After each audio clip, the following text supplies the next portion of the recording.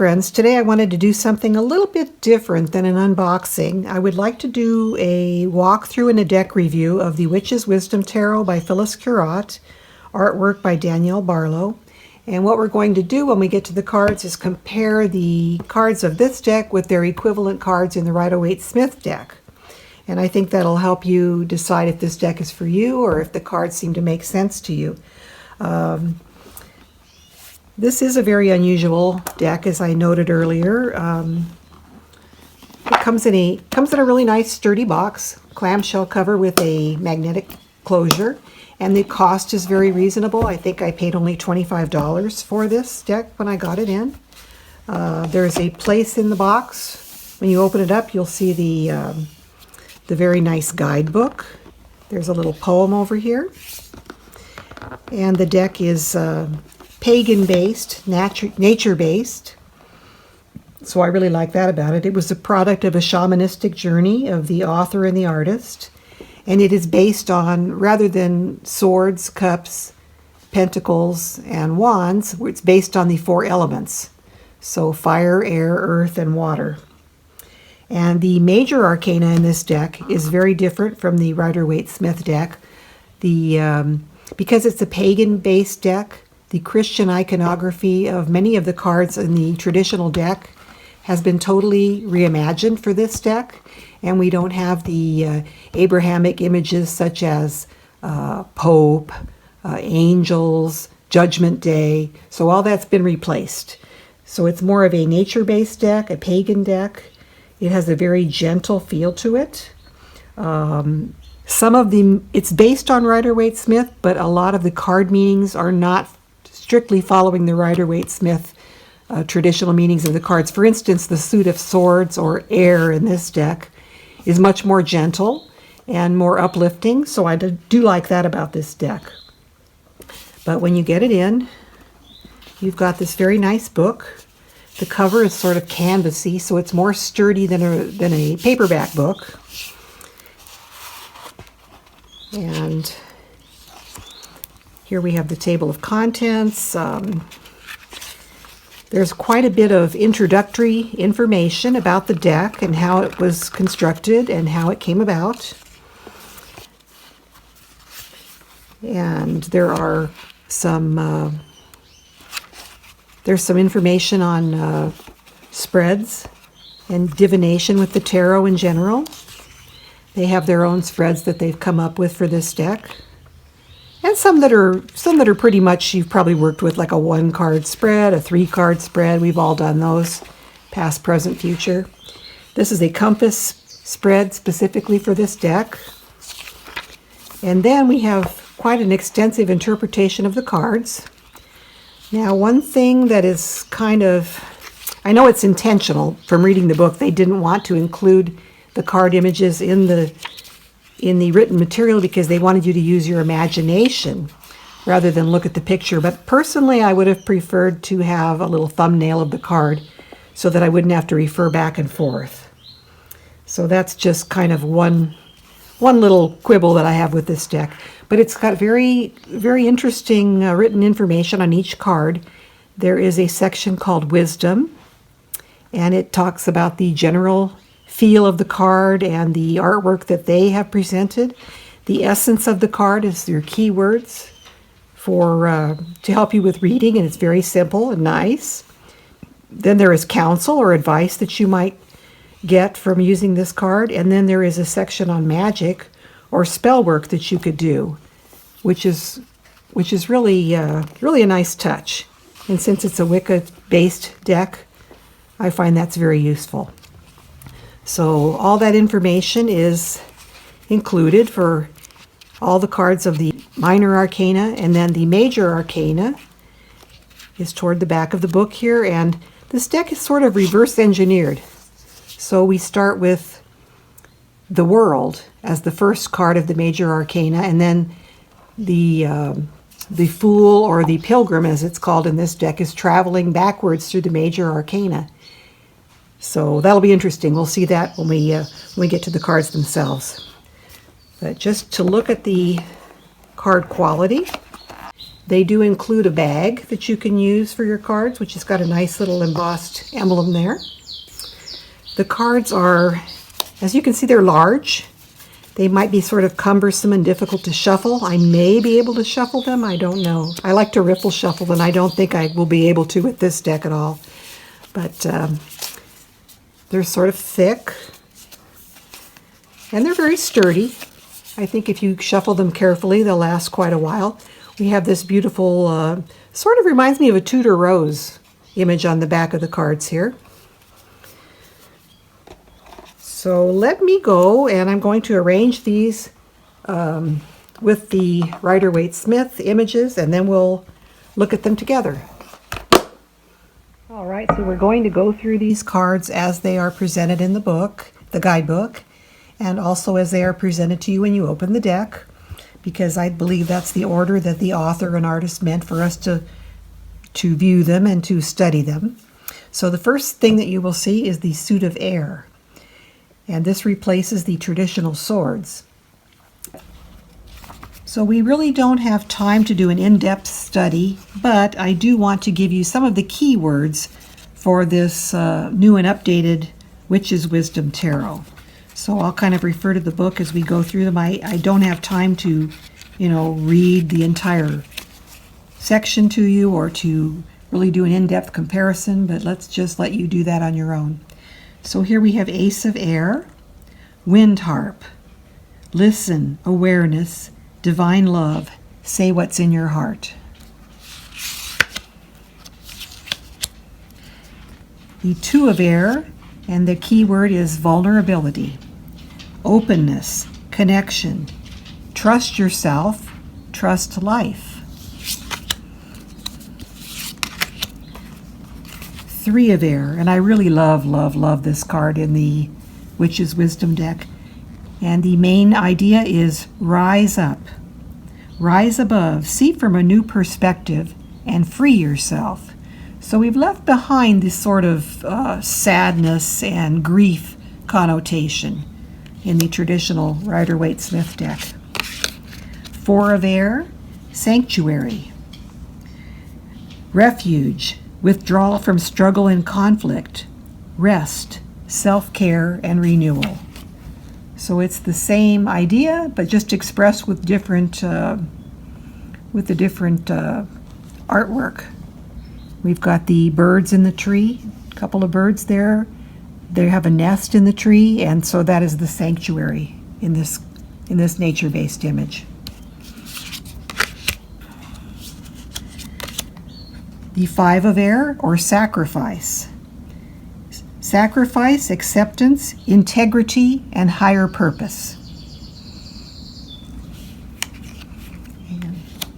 And this is the owls with their nest, representing that the parents are sacrificing their immediate needs for their offspring.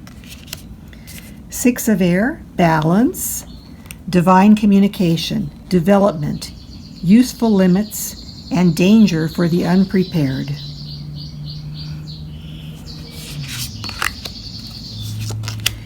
The Seven of Air, Witch's Ladder, clues, signs, insight, gratitude, offerings, magic is afoot.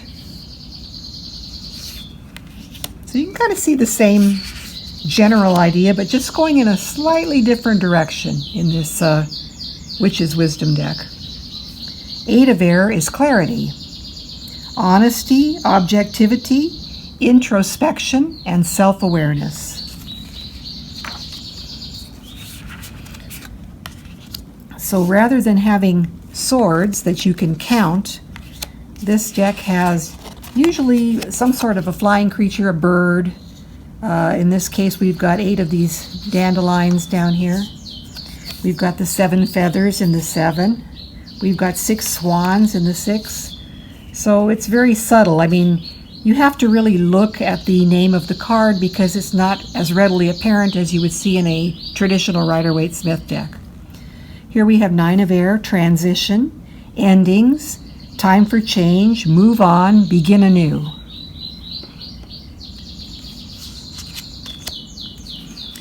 10 Ten of Air, and I just think this is such a beautiful card, a murmuration of starlings. If you've ever seen a group of the thousands of starlings that will go through the air and they're all in synchrony, it's just beautiful.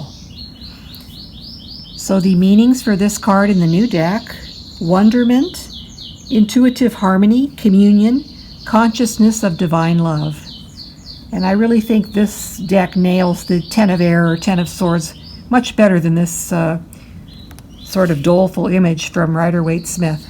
That's only one interpretation of the Ten of Swords. The 10 is a card of completion and endings and beginnings, and this is definitely an ending, but there's sort of a more uplifting message when you see a transition in this sort of depicted in this way. There is a wondrous spectacle in the invisible air where everything is connected. A murmuration of starlings has appeared to fill the autumn sky with blissful whirling. Very pretty. Okay, now in this deck, to replace the page, knight, queen, and king, we have messenger, witch, craftsman, and goddess. So here is the messenger, which would replace the page, messenger of air. And the message for this card is dream, ask, believe. Anything is possible. For the witch of air, we have envisioning, enchantment, ecstasy, devotion, and divine love.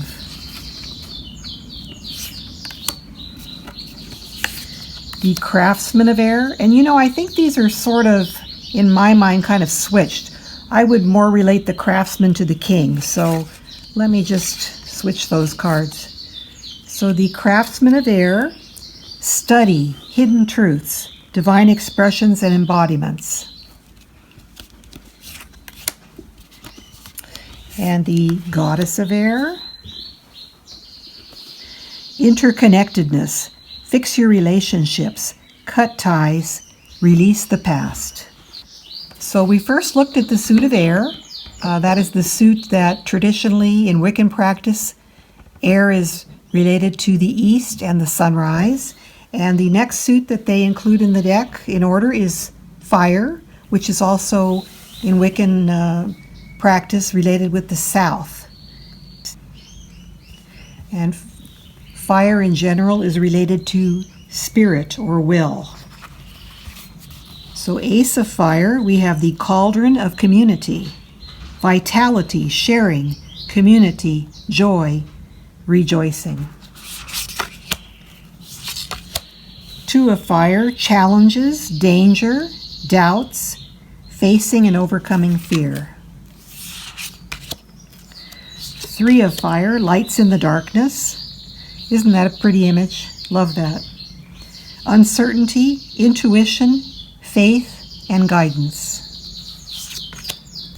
Four of fire, or hearth fire.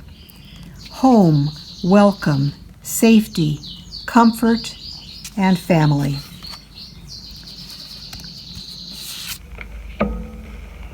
The five of fire, choice. This is supposed to represent fire in the forest or something after a fire. It says the forest is ablaze.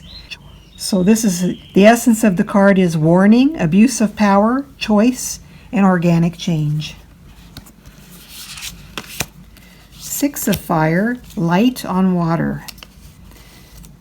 Got the dragonflies here.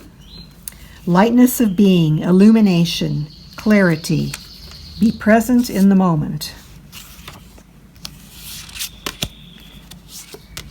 The seven of fire, and I like this quite well. This really conveys the image, the kind of traditional stand your ground type of an image for the seven of wands.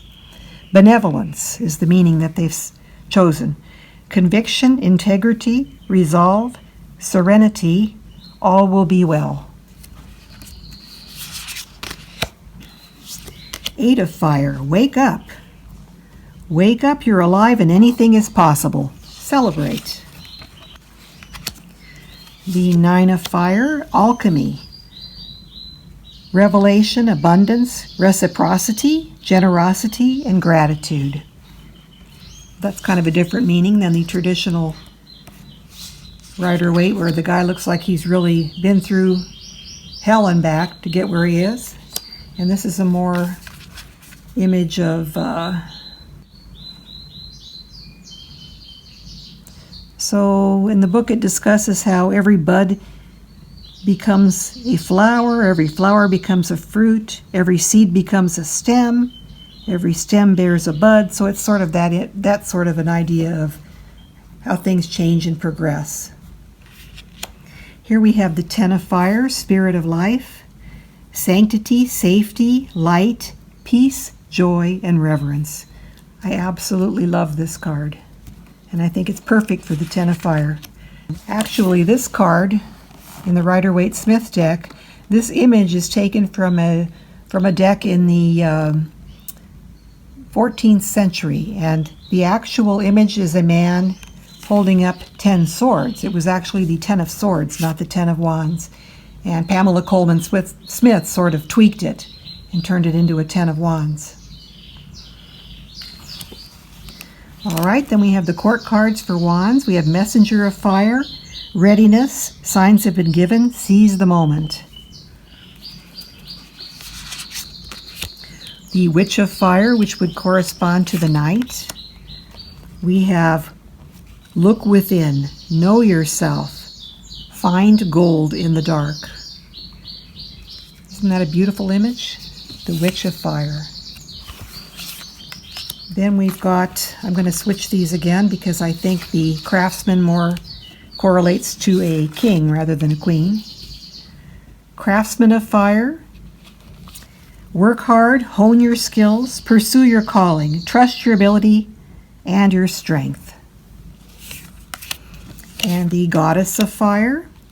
Beware the mob, seek truth, honor the crone, and learn the old ways. Next, we're going to look at the Suit of Water, which represents autumn. Ace of Water, memory. Be fully present in your feelings, emotional, physical, and instinctual. Two of Water, harmony.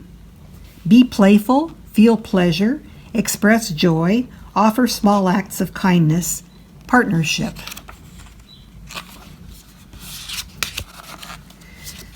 Three of Water, fog, uncertainty, pause, patience, receptivity, and peace.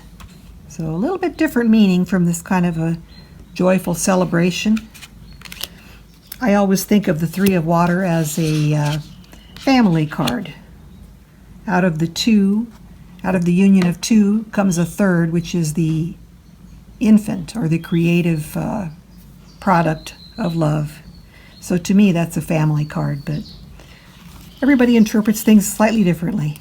Here we have Four of Water, or beauty. Open your heart, grieve, reach out, rejoice.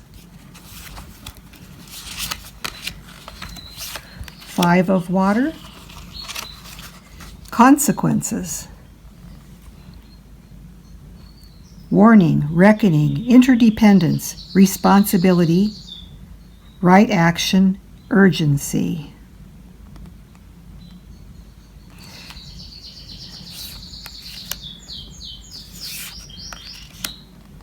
Six of Water, diving deep.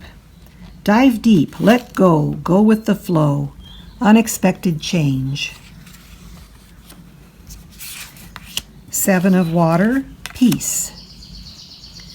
Share precious resources, make peace within and with others, relief in hard times. Very different meaning. This is sort of looking from above at the rivers that come to form a lake on the savannah. Pretty cool.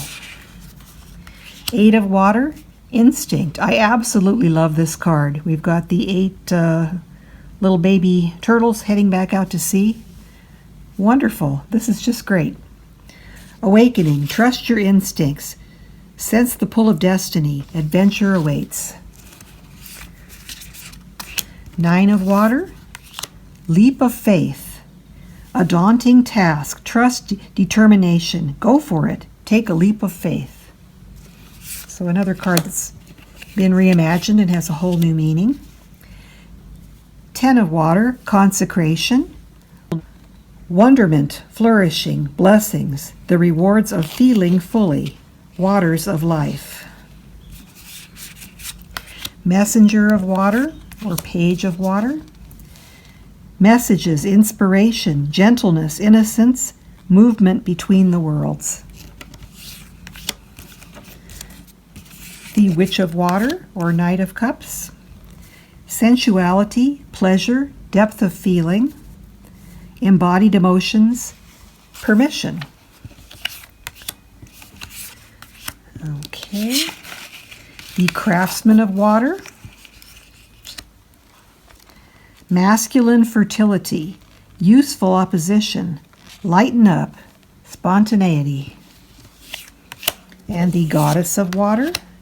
Primordial maternal power, womb magic, intuitive wisdom, dreaming, fluidity, emotional sensitivity. And the last suit in the Minor Arcana, the Suit of Earth. Ace of Earth, healing, life force, the bigger picture, humility, healing, Mother Earth, divine embodiment. Two of Earth, Mother Bear, maternal feelings, maternal blessings, beginnings, self-care, dream time, protection, spirit allies. So, slight different meaning from the Rider-Waite-Smith. Three of Earth, sacred sight. Regaining sacred sight. Spirit beings, magic is afoot. Step outside your comfort zones. Four of Earth, standing stones. Stability, balance, grounding, connection, vital principle, sacred ground. To me, that's very similar between these decks.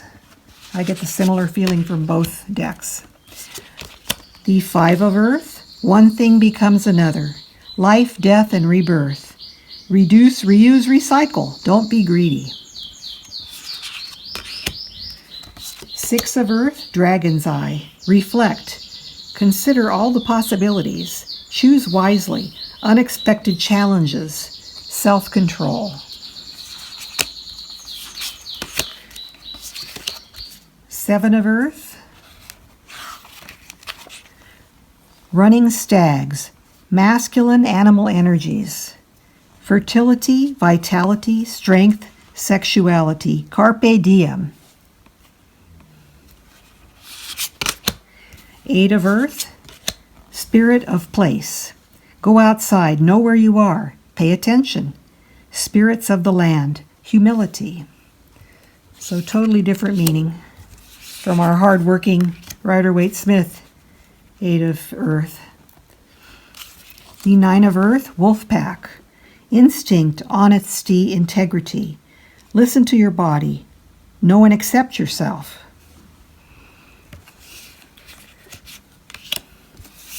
10 of Earth is the web of life.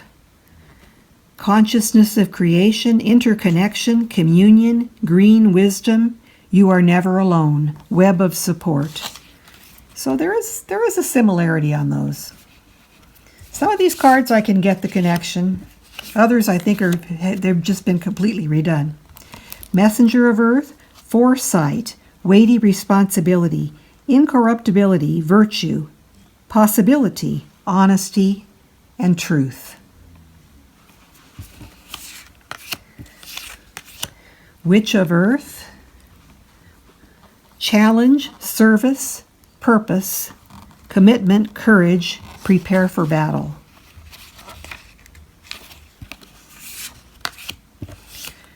And the Craftsman of Earth, creative chaos, joy and hope in letting go, fertility, life force, green magic. Goddess of Earth, maternal blessings, love, nourishment, abundance, divine love embodied, gratitude, sweetness of life, encouragement. All right, so let's check out the major arcana. We're going to be going backwards through Rider-Waite-Smith because this deck reverse numbers the major cards. So it's a little different. So in the world, in the Witch's Wisdom deck, she's leaving behind the physical and material world. It's all ablaze, and returning to earth to find the true meaning of existence. So it's very different from this world card where she's sort of above the world and got the archangels there, and it's just very different. I really do like this.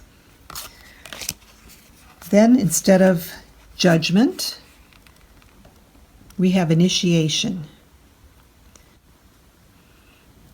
It's more of a card of self-reflection. The Sun,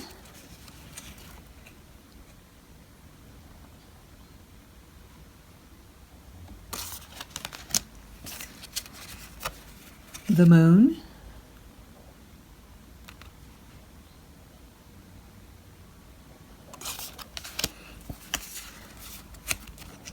the Star,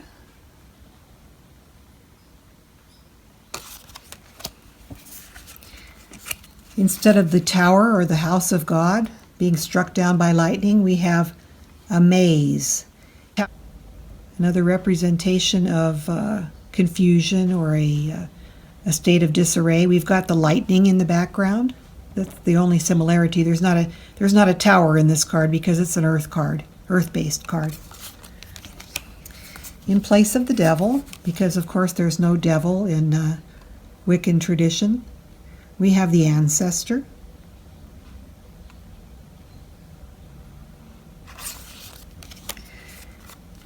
In place of temperance, we have healing. Really a beautiful, beautiful card. Well, I like it in both decks. This is the more pagan feeling to the card in the Witch's Wisdom card. Instead of death, we have rebirth. Not my favorite card in the deck, but rebirth. I love this card. In place of the Hanged Man, we have the offering. So sacrifice, being on hold, taking a pause. So the offering, that's a very nice card. I really enjoy that. In place of justice, we have balance.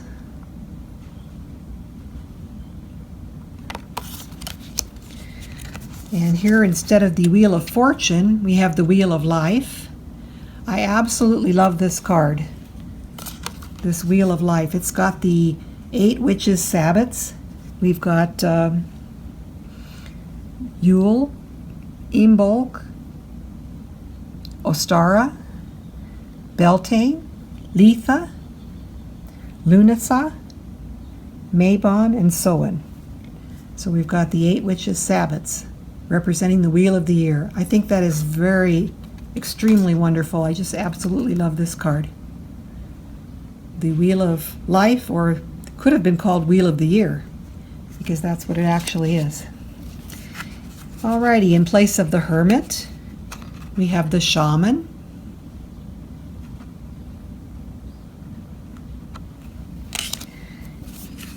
Strength.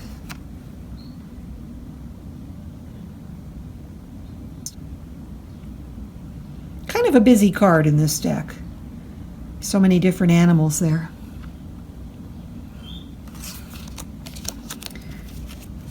In place of Chariot, we have the Journey.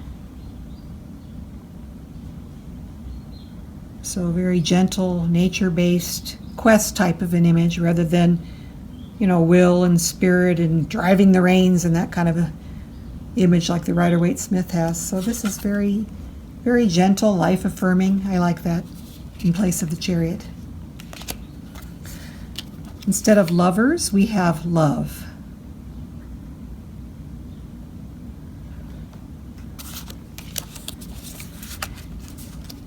To replace the Hierophant, we have the Wisdom Keeper.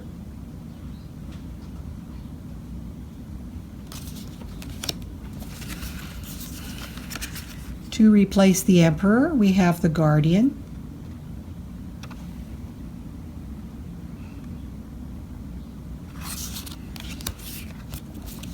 In place of the Empress, we have the Great Mother.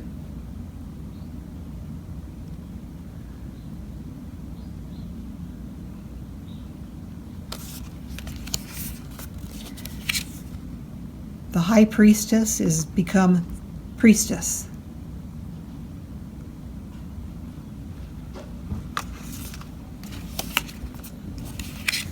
And for some reason, we did completely away with the Magician, and we had instead Council of All Beings.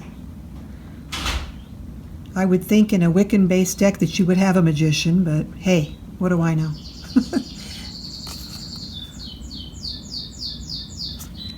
Alrighty, and then we end the journey with the Fool, but in this newer deck, it's the Pilgrim. So that is my quick walkthrough. I hope you enjoyed it. I'm hopeful that the comparison to the Rider-Waite-Smith cards kind of would help people that are a little bit newer to the tarot, and that you might be able to decide if this deck is for you. So take care and have a very pleasant rest of the day. See you next time. Bye.